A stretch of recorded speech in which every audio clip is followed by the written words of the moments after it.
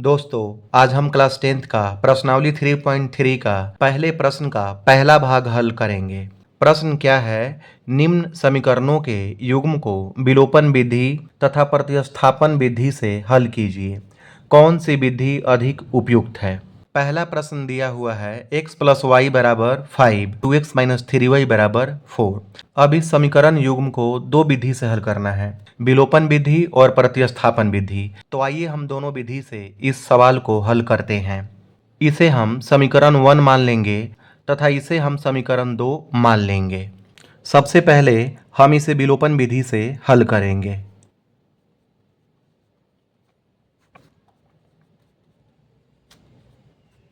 विलोपन विधि में हम क्या करते हैं, या तो इस पहले पद को दोनों समीकरण में पहले पद को या फिर दूसरे पद को बराबर करेंगे।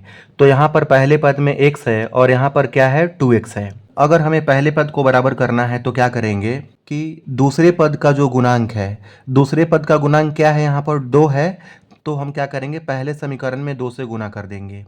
और पहले पद का गुणांक क्या है, यहाँ पर 1 है, तो इसमें हम 1 से गुना कर देंगे। विलोपन विधि में आपको ऐसे ही करना है। दूसरे पद का जो गुणांक है पहले समीकरण में गुना करेंगे और पहले पद का जो गुणांक है उससे दूसरे समीकरण में गुना कर देंगे। तो यहाँ पर 2 से x में गुना करेंगे तो क्या होगा, 2x प्लस 2y बराबर 2 पंजे 10।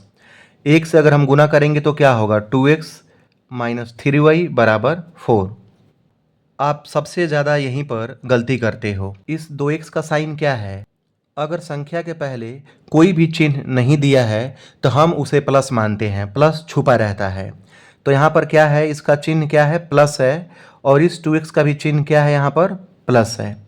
तो हम क्या करेंगे यहाँ पर कि प्लस है तो माइनस करेंगे, और यहाँ पर अगर माइनस है तो क्या करेंगे, प्लस करेंगे, और यहाँ पर भी क्या है, प्लस है तो माइनस करेंगे।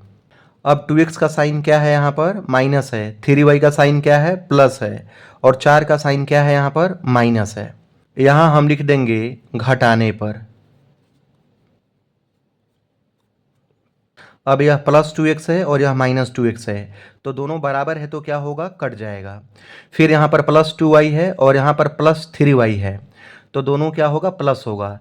2y और 3y क्या होगा, यहाँ पर 5y बराबर, ये 10 प्लस का है और 4 माइनस का है, तो 10 में से 4 माइनस करेंगे तो क्या होगा, 6। इसलिए y बराबर क्या होगा, 6/5। अब यहाँ पर y का मान आ गया 6/5। अब क्या करेंगे, हम इस y के मान को या तो समीकरण 1 में या समीकरण 2 में रख देंगे। आप समीकरण 1 में भी रख सकते हैं या समीकरण 2 में भी रख सकते हैं। तो यहाँ पर हम लिखेंगे कि y का मान समीकरण 1 में रखने पर,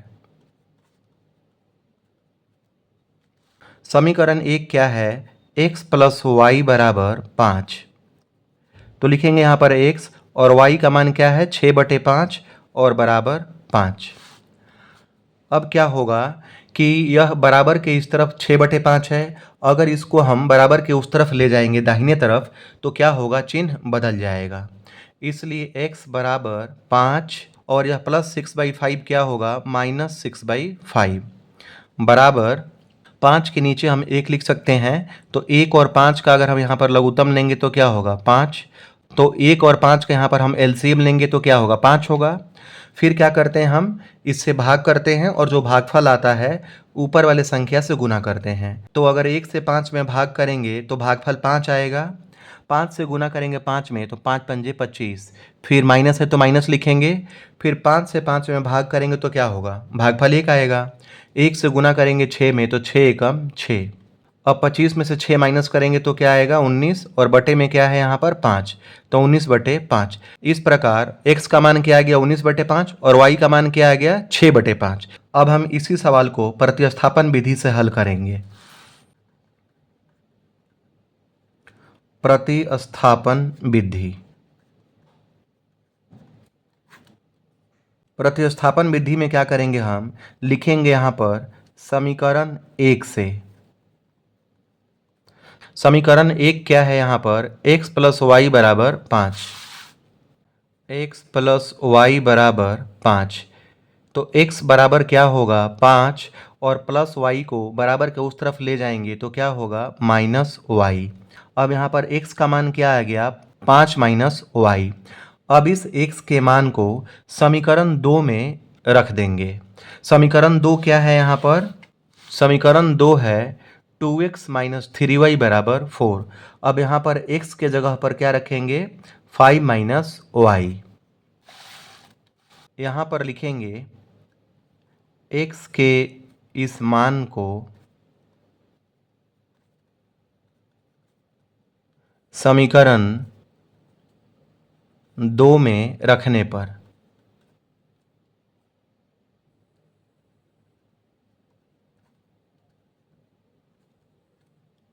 समीकरण 2 क्या है 2x माइनस 3y बराबर 4। अब लिखेंगे यहाँ पर 2 और x का मान क्या है 5 माइनस y।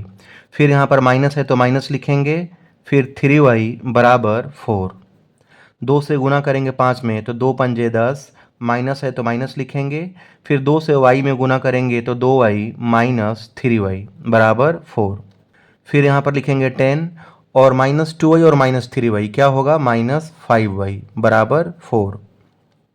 फिर लिखेंगे यहाँ पर 10 और 4 को इस तरफ लाएंगे तो क्या होगा -4, क्योंकि बराबर के उस तरफ प्लस है, इस तरफ लाएंगे तो क्या होगा -4 बराबर यह -5y है, बराबर के दाहिने तरफ लाएंगे तो क्या होगा +5y।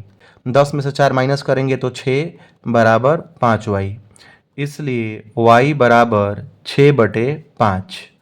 अब इस y के मान को क्या करेंगे समीकरण 1 में रख देंगे। समीकरण 1 क्या है x प्लस y बराबर 5। लिखेंगे यहाँ पर y के मान को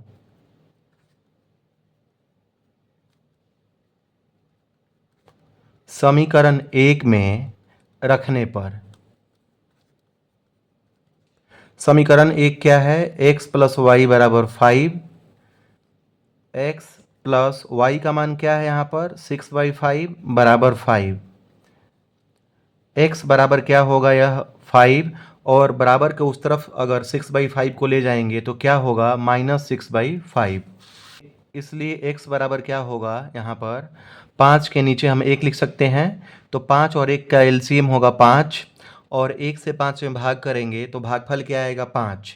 फिर 5 से गुना करेंगे 5 में तो 5 पंजे 25, फिर माइनस है तो माइनस, 5 से 5 में भाग करेंगे तो भागफल क्या आएगा 1 आएगा। 1 से 6 में गुना करेंगे तो क्या आएगा 6 एकम 6। 25 में से 6 माइनस करेंगे तो क्या आएगा 19/5। x का मान कितना आ गया 19/5। हमने दोनों विधि से निकाला विलोपन विधि और प्रतिस्थापन विधि, तो दोनों स्थिति में क्या आया x का मान 19/5 और y का मान क्या आया 6/5। दोनों विधि में क्या आया यहाँ पर y का मान यहाँ पर 6/5 और x का मान क्या आया 19/5।